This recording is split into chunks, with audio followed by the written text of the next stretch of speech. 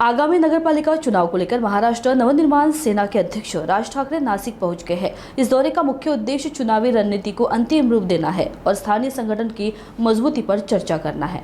नासिक में मनसे अध्यक्ष राज ठाकरे ने प्रमुख पदाधिकारियों के साथ बैठक कर आगामी नगरपालिका चुनाव की तैयारियों की समीक्षा की। होटल SSK में आयोजित बैठक में चुनावी रणनीति, उम्मीदवार चयन और जनसंपर्क पर चर्चा हुई।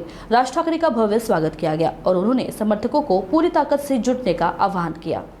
प्रथम माननीय राज साहेबांचं नाशिक नगरीत स्वागत।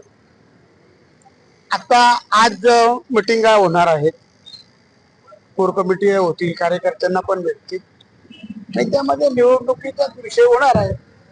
कार्यकर्त्यांच्या बाबत सगळ्या मीटिंगा होतील। कार्यकर्त्यांना ते पद वगैरे दिले जाणार बैठकीमध्ये? पद दिलेले पहिले नवीन कार्यकर्त्यांना साहेब सांगतील तसं करू। काय सांगाल भाऊ?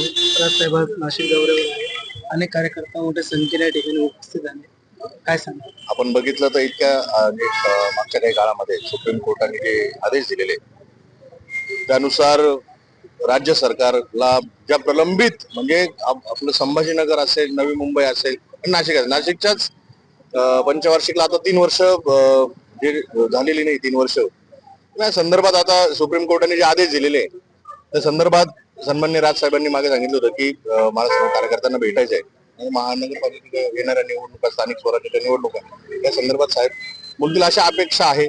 परंतु साहेब आणि आपण बघितलं की महाराष्ट्राच्या राजकारणामध्ये पण भरपूर अशा घडामोडी आहे, त्या संदर्भात सन्माननीय राज साहेब जे आदेश आम्हाला देतील त्या आदेशाचं पालन आम्ही करणार। स्थानिक स्वराज्यामध्ये दोघं भावांनी एकत्र अशी देखील मागणी होणार का? तो सर्वस्वी निर्णय राज साहेबांचा आहे आणि त्या संदर्भात राज साहेब आम्हाला जे सांगतील तो आमच्यासाठी आदेश आहे।